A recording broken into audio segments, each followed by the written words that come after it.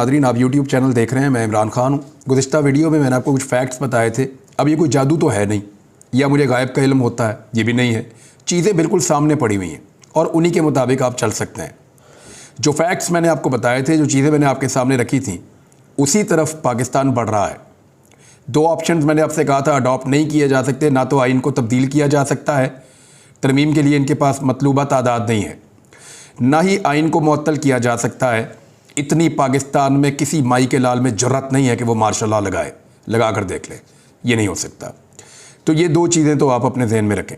दो ऑप्शंस रह गई थी कि नज़रिया ज़रूरत, उसमें सुप्रीम कोर्ट ऑफ पाकिस्तान ने डट कर फैसला दिया है और बंदयाल साहब के हक़ में ट्रेंड्स भी चल रहे थे, और मुझे नहीं लगता कि चीफ जस्टिस जाते जाते कुछ ऐसा करेंगे कि अपनी सारी ज़िंदगी की कमाई पे पानी फेर देंगे। तो नज़रिया ज़रूरत पे वो जा नहीं पाए। अब आ जाएं, आखिरी एक ऑप्शन रह गया था कि मुज़ाकरात, इमरान खान को मना लें किसी तरह।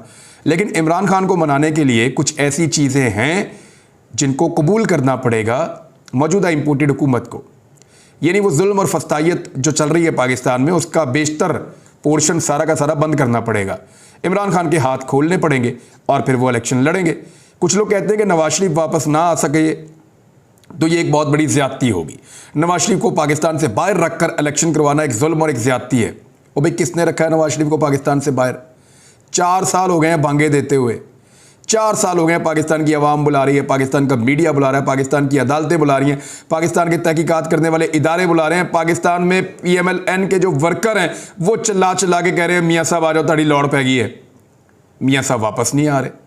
भाई 4 साल से मियाँ नवाज शरीफ को किसी ने डंडे मार मार के तो बाहर नहीं रखा हुआ ना। मियाँ साहब को सारे कह रहे हैं कि मियाँ साहब वापस आओ। मियाँ साहब सऊदी अरब का गेड़ा लगा के फिर वापस जा रहे हैं लंदन में, इधर नहीं आ रहे पाकिस्तान में। तो मियाँ साहब पाकिस्तान वापस आए, उनकी अपनी चॉइस है, वो वापस आए, आकर हिस्सा लें इंतखाबात में। अगर वो पाकिस्तान में रुक जाते तो अपने मामलात से निकल जाते अभी तक, या ना भी निकलते तो कुछ ना कुछ तो अच्छा कर लेते अपनी पार्टी के लिए। लेकिन मियाँ साहब ने पसंद फरमाया दौड़ जाना, फरार हो जाना, भाग जाना। बहरहाल सुप्रीम कोर्ट ऑफ पाकिस्तान की जो आज की समाअत है वो बड़ी हौसला अफजा है। उसके अंदर जो चीज़ें हैं मैं आपके सामने रख देता हूँ। एक तो उमर अता बंदयाल साहब की सरबराही में एजाजुल हसन साहब और जस्टिस मुनीब अख्तर साहब पर मुश्तमिल 3 रुकनी बेंच ने केस की समाअत की। पहले इन जजेस के ऊपर कीचड़ उछला जा रहा था, अभी इन्हीं जजेस को ब्रीफिंग्स दी जा रही हैं, इन्हीं से रिक्वेस्ट की जा रही है, इन्हीं के सामने दरखास्तें दायर की जा रही हैं। इसका मतलब ये है कि सुप्रीम कोर्ट ऑफ पाकिस्तान ने कमाल रिस्ट्रेंट का मुजाहरा करते हुए, आइन और कानून के मुताबिक काम करते हुए माफिया को एक तरह से शिकस्त दी है। जस्टिस उमर अता बंदयाल साहब ने रिमार्क्स दिए कि मामला बहुत लंबा होता जा रहा है, हुकूमत ने अपना एग्जीक्यूटिव काम पार्लिमान को दे दिया है या नहीं। यानी चीफ जस्टिस ने रिमार्क्स दिए, यानी अब ये हुकूमत का काम था पैसे जारी करना, वो अपना एग्जीक्यूटिव काम उठा के उन्होंने पार्लियामेंट के हवाले कर दिया कि जी पैसे देने या नहीं देने। हालांकि पार्लियामेंट का इससे लेने देना कुछ नहीं है। और इसकी याद रखिएगा इन्होंने किया क्या है, ये एक तरह का मनी बिल है।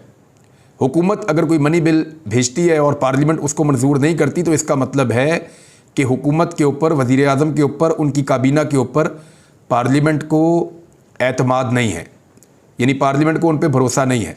तो ऐसी सूरत में सदर पाकिस्तान वज़ीर आज़म को एतमाद का वोट लेने के लिए कह सकते हैं और वो कहने में हक़ बजानिब होंगे।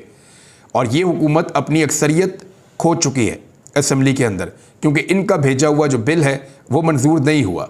अगर इसको इस तरीके से लें तो इसके बड़े खौफनाक नताइज होते हैं, और ये बात सुप्रीम कोर्ट ऑफ पाकिस्तान ने आज हुकूमती वकला को समझा दी है। बहरहाल इसमें जो है वो जस्टिस मुनीब अख्तर साहब ने कहा कि कायमा कमेटी में हुकूमत की अक्सरियत है। हुकूमत अगर ग्रांट जारी करने से, यानी हुकूमत को ग्रांट जारी करने से कैसे रोक सकते हैं? वज़ीर आज़म के पास असम्बली में अक्सरियत होनी चाहिए। माली मामलात में तो हुकूमत की अक्सरियत लाजमी है। अटॉर्नी जनरल ने अदालत को आगाह किया कि कौमी असम्बली की करारदाद की रोशनी में मामला पहले मंजूरी के लिए भेजा गया था। जस्टिस मुनीब अख्तर ने इस्तफसार किया कि जब आइन हुकूमत को इख्तियार देता है तो असम्बली करारदाद कैसे मंजूर कर सकती है? और हुकूमत का मतलब है कि वज़ीर आज़म और उनकी काबीना, तो ये आप असम्बली के अंदर क्यों भिजवा रहे हैं? तो अटॉर्नी जनरल ने कहा कि बाद में ग्रांट की मंजूरी लेने में ख़तरा था। क्या बजट के वक्त हुकूमत की अक्सरियत नहीं होनी थी? जो बात आप कर रहे हैं वो मशकूक लग रही है। क्या कभी सप्लीमेंट्री ग्रांट की मंजूरी लेने में हुकूमत को शिकस्त हुई है? ये वो बड़े अहम सवालात हैं कि हुकूमत अपनी अक्सरियत खो चुकी है। बहरहाल चीफ जस्टिस मुनीब अख्तर साहब ने यह भी पूछा कि क्या करारदाद की मंजूरी के वक्त ग्रांट मंजूरी के लिए पेश की गई थी। ये टेक्निकल चीज़ें, मेरे ख्याल में इसमें हम नहीं जाते। हम डायरेक्टली आते हैं उस इशू की तरफ जो इशू आज रिजॉल्व हुआ है कुछ हद तक और जो चीज़ें सामने आई हैं। इसमें चीफ जस्टिस ने कहा कि हमारा नुक्ता नज़र आप समझ चुके हैं, यानी एंड में ये समझाने के बाद कि जनाब आपका भेजा हुआ बिल अगर वहाँ से जाकर असेंबली से रिजेक्ट हो जाता है तो फिर आपकी अक्सरियत ख़त्म हो गई असेंबली में। ये इस तरीके से समझाते हुए चीफ जस्टिस ने कहा आप हमारा नुक्ता नज़र समझ चुके हैं। इंतज़ामी उमूर कायमा कमेटी को भिजवाने की कोई मिसाल नहीं मिलती। इंतखाबी अखराजात ज़रूरी नौयत के हैं, गैर अहम नहीं हैं। हुकूमत का ग्रांट मुस्तरद होने का खदशा असम्बली के वजूद के खिलाफ है। तवक्को है कि हुकूमत अपने फैसले पर नज़रसानी करेगी। हुकूमत फैसला करे या असम्बली को वापस भिजवाए, जवाब दे। चीफ जस्टिस ने मजीद कहा कि इस मामले के नताइज गैर मामूली हो सकते हैं। फ़िलहाल गैर मामूली नताइज पर नहीं जाना चाहते, हुकूमत को अदालती अहकामात पहुँचा दें। अब आ जाए सिक्योरिटी वाले इशू पर। चीफ जस्टिस ने कहा कि इलेक्शन कमीशन कहता है कि अक्टूबर तक इलेक्शन नहीं हो सकते। कमीशन ने एक साथ इलेक्शन करवाने का भी कहा है। इस बात पर कई सवाल जन्म लेते हैं। इलेक्शन कमीशन की ऑब्जर्वेशन की बुनियाद सिक्योरिटी की अदम फरामी है। चीफ जस्टिस ने बताया कि 1992 से पाकिस्तान में दहशतगर्दी जारी है। 1987, 1991, 2002, 2008, 2013 और 2018 में इलेक्शन हुए हैं। सिक्योरिटी के मसाइल इन इंतखाबात में भी थे। 2008 में तो हालात बहुत कशीदा थे। 2013 में भी दहशतगर्दी बहुत ज़्यादा थी। 2007 में बेनज़ीर भुट्टो शहीद हो गई थी। इसके बावजूद पाकिस्तान में इलेक्शन हुए हैं और ये फैक्ट्स मैं आपको बता चुका हूँ कि कम से कम 4 गुना दहशतगर्दी थी 2008 और 2013 के इंतखाबात में। तब अगर इलेक्शन पूरे पाकिस्तान में हो रहे हैं तो अब एक सूबे में क्यों नहीं हो सकते। चीफ जस्टिस ने एक और टेक्निकल नुक्ता उठाया कि 8 अक्टूबर को हालात ठीक हो जाएंगे। इसकी क्या गारंटी है? वजारत दिफा ने भी अंदाज़ा ही लगाया ना, तो क्या हुकूमत अंदाज़ों पर चल रही है? हुकूमत अंदाज़ों पर नहीं चल सकती। अटॉर्नी जनरल ने कहा कि ये ऑपरेशन है, उसके अंदर कुछ तखमीना लगाया गया है, कुछ टारगेट है जिनको पूरा किया जाएगा। ये सारा गोंगलुओं से मट्टी झाड़ रहे हैं। कहते कभी बॉर्डर के हालात ख़राब हो जाते हैं, कभी पाकिस्तान में ऑपरेशन हो जाते हैं। अभी इतला आ रही है कि कहा गया कि जी रॉ जो है वो इंडियन इंटेलिजेंस वो अपने मकासद हासिल कर लेगी, तो इसका मतलब है रॉ पाकिस्तान में कामयाब हो रही है। खुदा न खास्ता सोशल मीडिया के ऊपर तो ये भी खबरें चल रही थी कि रॉ का भी सहारा लेने की कोशिश की गई है। तो क्या रॉ पाकिस्तान यानी रॉ कामयाब हो रही है, हम नाकाम हो रहे हैं? खुदा न खास्ता भाई पाकिस्तान में इलेक्शन ना करवाना, अगर पाकिस्तान के दुश्मन या दहशतगर्द ये चाहते हैं कि पाकिस्तान में इलेक्शन ना हो तो आप तो उनकी ख्वाहिश पूरी कर रहे हैं इलेक्शन ना करवा के। आप तो बुज़दिली दिखा रहे हैं कि जी ठीक है हम इलेक्शन नहीं करवाते इसलिए कि हमारे दुश्मन नहीं चाहते। आपको तो इलेक्शन करवाने चाहिए डंके की चोट के ऊपर कि हमने दुश्मनों को शिकस्त दी है। लेकिन पता नहीं क्या है, एक इलेक्शन से भागने के लिए कहां कहां इन लोगों ने बेइज्जती नहीं करवाई पाकिस्तान की। शर्म भी नहीं आती इस तरह के बयानात देते हुए। बहरहाल जस्टिस एजाजुल हसन साहब ने कहा कि इलेक्शन कमीशन ने फंड्स और सिक्योरिटी मिलने पर इंतखाबात करवाने का कहा था और फंड्स की फराहमी से मुताल्लिक हुकूमत से दोबारा जवाब तलब कर लिया है, जबकि अदालत ने तमाम सियासी जमातों को भी तलब करते हुए समाअत कल तक मुलतवी कर दी है। इसमें देखें कुछ चीज़ें और भी हैं। एक तो फंड्स की अदम फराहमी, सुप्रीम कोर्ट ने वजारत ख़जाना और इलेक्शन कमीशन का मौक़िफ़ यकसर मुस्तरद कर दिया है और जो फंड्स की अदम फराहमी के मामले पर सुप्रीम कोर्ट ने 7 सफ़हात पर मुश्तमिल तहरीरी हुक्मनामा जारी किया है। अदालत ने कहा कि आइन असम्बली तहरील होने के 90 रोज़ में इंतखाबात का कहता है। सियासी मुज़ाकरात आइन से मुतसादम नहीं होने चाहिए। यानी अगर आपने सियासत भी करनी है तो आइन के अंदर रह के करनी है, बाहर नहीं निकलना। ये वही बात है जो फवाद चौधरी भी कह रहे थे, जो मैंने आपको वीलॉग में कहा था कि आपने मुज़ाकरात करने तो करें लेकिन आइन से भाग कर दी। आइन के अंदर रहते हुए मुज़ाकरात हो सकते हैं, आइन के मुताबिक ही आपको इलेक्शन करवाने पड़ेंगे। वजारत दिफा की जानिब से की गई इस्तता अदालत कबूल नहीं कर सकती। वजारत दिफा की दरख्वास्त नाकाबिल समाअत होने की बुनियाद पर निपटाई जाती है। हालांकि 3 बड़े सीनियर एजेंसियों के बंदे जाके सीनियर ऑफिसर मिले थे जज साहिबान को, लेकिन वहां पे भी वो मुतमईन नहीं कर पाए। बज़ाहिर ऐसा दिखाई देता है। मुज़ाकरात देने का मतलब हरगिज़ नहीं ये है कि सुप्रीम कोर्ट का पंजाब में 14 मई को इंतखाबात करवाने का हुक्म खत्म हो गया। ये बात अब याद रखिएगा और यही वो सबसे इंपॉर्टेंट नुक्ता है जिसके ऊपर पूरी की पूरी खबर खड़ी है और आज की सारी समाअत खड़ी है। मुज़ाकरात का मौका देने का मतलब ये नहीं है कि 14 मई को इंतखाबात करवाने का हुक्म ख़त्म हो गया। ये तहरीरी हुक्मनामे के अंदर लिखा है कि जो 14 मई को इंतखाबात करवाने हैं आईने पाकिस्तान के मुताबिक वो हुक्म इंटैक्ट है अदालत का और 14 मई को आपको इलेक्शन करवाने पड़ेंगे। अब अगर आपने मुज़ाकरात करने तो ये आपको मौका दिया जा रहा है कि आप मुज़ाकरात कर लें। ये वही बात है जो मैंने आपको कही थी सुबह वाले वीलॉग में। मैंने आपको बताया था कि एक ही रास्ता बच जाएगा कि इमरान खान के जाके पांव पकड़ो, उससे मुज़ाकरात करो, उससे बात करो और उसको बताओ कि जो ज्यादतियां और हम कर रहे हैं, जो जुल्म हम कर रहे हैं, जो फस्तायत हमने पाकिस्तान में अपनाई हुई है, आपकी सिक्योरिटी भी वापस ले ली है, आपकी जान को भी खतरे में डाला हुआ है, वो सारी चीजें हम खत्म कर रहे हैं। आप इलेक्शन के लिए हामी भरें, थोड़ा सा आगे बढ़ जाएं, हम थोड़ा पीछे आ जाते हैं, ऐसा कोई बीच में रास्ता निकालना पड़ेगा।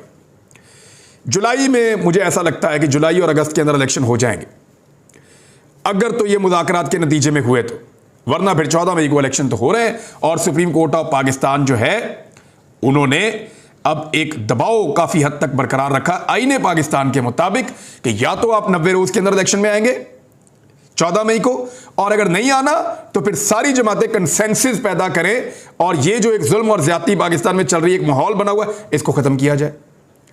अब ये वही वीलॉग जो सुबह मैंने आपको किया था उसको निकालकर आप सुन लीजिएगा, आपको सारी चीजें समझ आ जाएंगी कि एक्चुअली मामला जाएगा कहां। आसिफ अली जरदारी साहब ने खैर मकदम किया है चीफ जस्टिस ऑफ पाकिस्तान के ये कहने का कि सियासी जमातें मुज़ाकरात कर लें, हम मशवरा दे रहे हैं और ये मुज़ाकरात आप निपटा लें, लेकिन इसको जल्दी इसलिए करना पड़ेगा कि चीफ जस्टिस ऑफ पाकिस्तान का कहना है कि 5 तो छुट्टियां ईद की आ रही हैं, इतना डिले डालने के बाद हम किस तरीके से मैनेज करेंगे कि इलेक्शन अपने टाइम पे हो जाए। लिहाजा उन्होंने कल ही सबको बुलाया, वो चाहते हैं चीज़ों को जल्दी समेट लें और जल्दी जल्दी फैसला हो कि पाकिस्तान में इलेक्शन कब होंगे। ये पाकिस्तान के लोगों के बुनियादी हुकूक का मामला है। ये तो पॉलिटिकल लोग हैं ना, ये तो अपनी बातें करते रहेंगे, पीटीआई अपनी बात करेगी, पीएमएलएन अपनी बात करेगी, लेकिन एक आम वोटर का क्या कसूर है जिसकी असेंबली तहलील हुए 90 रोज गुजर गए और इलेक्शन नहीं हो रहा। वो तो अपना इलेक्शन मांगेगा और सुप्रीम कोर्ट ऑफ पाकिस्तान ने उसको उसका आईनी हक दिलवाना है। ये है जी मामला। अब जरदारी साहब कह रहे हैं चीफ जस्टिस थोड़ा वक्त दे दें, हम भी मुज़ाकरात के जरिए से एक ही दिन इलेक्शन करवाना चाहते हैं, ये जरदारी साहब कह रहे हैं। तो ये जो वक्त देने वाला मामला है ना, यहां पे काम खराब है। अगर अदालत वक्त देती है तो उस वक्त का गलत इस्तेमाल किया जाएगा, ये सब जानते हैं, क्योंकि बदनीयत है, नीयत खराब है। ये ईद की छुट्टियों के अंदर इमरान खान के खिलाफ एक ग्रैंड ऑपरेशन करने की कोशिश करेंगे। अली जैदी के और पर्चे निकाल दिए कराची में, पता नहीं कहां कहां पे इन्होंने, अब उनको भी चक्कर लगवाएंगे। इसी तरह जो अली अमीन गंडापुर के साथ किया जा रहा है, वो जुल्म और फस्तायत की एक पूरी दास्तान है। एक जगह पर्चा खत्म होता है, एक और निकल आता है, एक जगह दहशतगर्दी खत्म होती है, एक और जगह पे डाल देते हैं, उनको घुमाई जा रहे हैं, तंग करी जा रहे हैं। तो अली अमीन गंडापुर भी इसी सूरत हाल से और अली जैदी भी इसी सूरत हाल से गुजर रहे हैं और बाकी पाकिस्तान तहरीक इंसाफ के लोगों के साथ, वर्कर के साथ यही सारा कुछ हो रहा है और कंटिन्यूसली हो रहा है, लगातार किया जा रहा है। मामला यह है कि अदालत अगर इस फस्तायत को रोकना चाहती है तो इन लोगों को किसी नतीजे पर पहुंचकर अदालत को गारंटी देनी होगी। कुछ गारंटी दोनों तरफ से आएगी और अदालत अगर उसके ऊपर मुतमईन होगी तो वो एक रास्ता निकाल कर देगी। अदरवाइज 14 मई को इलेक्शन है, पाकिस्तानियों को इलेक्शन बहुत बहुत मुबारक हो और आप इलेक्शन लड़ें। फजलुर रहमान साहब ने फड्डा डाला हुआ है और ये पता चल गया कि उन्होंने फड्डा क्यों डाला हुआ है। फजलुर रहमान साहब को नवाज शरीफ साहब ने कहा हुआ है कि आपने फड्डा डालकर रखना है, क्योंकि नवाज शरीफ साहब और शहबाज शरीफ साहब वो अदालत के साथ टक्कर ले नहीं सकते, एस्टेब्लिशमेंट के साथ भी टक्कर ले नहीं सकते और अब उनकी इखलाकी जुर्रत खत्म हो गई है ये कहने की कि हम इलेक्शन में नहीं जा रहे, क्योंकि जितनी दफा वो कहते हैं कि इलेक्शन में हम नहीं जाना चाहते, बातचीत हम नहीं करना चाहते, उनको सियासी नुकसान पहुंचता है। पंजाब के अंदर बेड़ा गर्क हो गया, पार्टी का पटाखा बच गया है और इलेक्शन के अंदर बहुत, ये वो पार्टी है जो यहां पे क्लीन स्वीप करती थी पंजाब में, और अभी क्लीन स्वीप तो दूर की बात है, सादा अक्सरियत नहीं ले पा रहे, 25% पे 30% से नीचे खड़े हुए हैं। अब इस सूरत हाल के अंदर नवाज शरीफ साहब ने बजाय इसके कि खुद सामने आने के बंदूक उठाकर रखी है फजलुर रहमान के कंधे पर, और यह खबर रिपोर्ट हुई है मुख्तलिफ जगहों पर और यह कहा जा रहा है कि नून लीग के चंद सीनियर रहनुमाओं ने पसे पर्दा फजलुर रहमान को मुज़ाकरात की मुखालफत का मशवरा दिया है, जबकि अपोजिशन से मुज़ाकरात की मुखालफत वाले लीगी रहनुमाओं ने नवाज शरीफ की सपोर्ट उनको हासिल है। अब होता क्या है, हो ये रहा है कि शहबाज शरीफ अपनी हुकूमत गंवाना नहीं चाहते, वो पीपल्स पार्टी को, एएनपी को, एमकेएम को, बाकी जमातों को नाराज करना नहीं चाहते, वो लोग इलेक्शन की तरफ जाना चाहते हैं। इधर से इन्होंने ये खुद अगर कहते हैं जी हम नहीं मुज़ाकरात करना चाहते, वो लोग चाहते हैं जी मुज़ाकरात हो जाएं। अब ये नून लीग चाहती है ना हो, नून लीग अपने मुंह से कहती है तो अपने इत्तेहादी होती है, हुकूमत चली जाती है, लिहाजा फजलुर रहमान साहब को कहा हुआ कि आप कहते जाएं कि मैं नहीं मानता। तो ये इस तरीके से दूसरे के कंधे पे रखकर बंदूक चला रहे हैं जैसे इनको हमेशा से बंदूक चलाने की आदत है। खबरें मेरे पास और बहुत सारी हैं, ढेर लगा हुआ है, लेकिन एक खबर मैं आपको ज़रूर बताऊंगा। बाकी खबरें मैं आपको बाद में बताऊंगा। इमरान खान साहब ने एक बड़ा काम किया है, उनको एक इन्फॉर्मेशन मिली, उस बुनियाद के ऊपर इमरान खान साहब ने एक बड़ा मंसूबा नाकाम बनाया है। वो क्या है वो भी मैं आपको बताऊंगा। लेकिन जनरल रिटायर कमर जावेद बाजवा साहब का एक शिकवा है, वो शिकवा मुझे आपको बताना है। मुझे बड़ी तकलीफ हुई उनकी बात सुन के। ये न्यूज़ से मैंने पढ़ा है, उन्होंने कहा कि नवाज शरीफ ने मेरी पीठ में खंजर घोंपा, मुझे धोखा दिया, अब फ़ोन भी नहीं सुनते। जनरल बाजवा का सीनियर सहाफ़ी से शिकवा। क्या जनरल साहब नवाज शरीफ आपको गोद ले अब, या आपको ले जाके लंदन अपार्टमेंट्स के अंदर अपने साथ रख ले, या आपको कोई कारोबार करवा दे, आपको अपनी जायदाद के अंदर हिस्सा दे दे, आपको अपना तीसरा बेटा बना ले, कि आपको सदर पाकिस्तान बना दे, या कौंसलर का इलेक्शन लड़वा दे आपको। बाजवा साहब क्या करे आपके लिए अब नवाज शरीफ? आपने उसे इस्तेमाल किया एक्सटेंशन के लिए, उसने आपको इस्तेमाल कर लिया। आप इस्तेमाल होने के बाद फारग हो गए क्योंकि आपकी मियाद ही इतनी थी और आपकी एक्सपायरी डेट ही आ गई, यानी आपको ख़त्म हो जाना था। नवाज शरीफ जो है वो एक सियासतदान है, वो इस्तेमाल होने के बावजूद काबिल इस्तेमाल है और उसको बार बार इस्तेमाल किया जा सकता है, जैसा कि आपकी एस्टेब्लिशमेंट उसको बार बार इस्तेमाल करती है। तो वो रीयूजेबल आइटम है नवाज शरीफ। आप रीयूजेबल आइटम नहीं हैं, आपको वन टाइम यूज़ किया जाता है, उसके बाद फेंक दिया जाता है। तो जनरल साहब आपको नवाज शरीफ से अब ये गिला रहेगा सारी ज़िंदगी। क्या करे वो आपके लिए? क्या चाहते हैं आप? आपको बुलाकर आपके साथ बैठ के घंटों आपकी शिकायतें सुने, जैसे आप सहाफ़ियों को बैठ बैठ के औरतों की तरह शिकायतें लगा रहे हैं। बाजवा साहब ये हो नहीं सकता। आपने जो किया सारी ज़िंदगी ये आपका पीछा करेगा। और इसमें इबरत है उन लोगों के लिए जो ताकत में रहते हुए जनरल बाजवा की तरह बनना चाहते हैं, या उनकी तरह नौकरी करते हैं, या उनकी तरह ज़िंदगी गुजारते हैं। उन्हें याद रखना चाहिए कि जो लोग आपके बूट पॉलिश कर रहे थे वो बाद में फ़ोन भी नहीं उठाते। हाय। अगले वीलॉग में मिलते हैं नाज़रीन, अपना ख्याल रखिएगा। अल्लाह हाफ़िज़।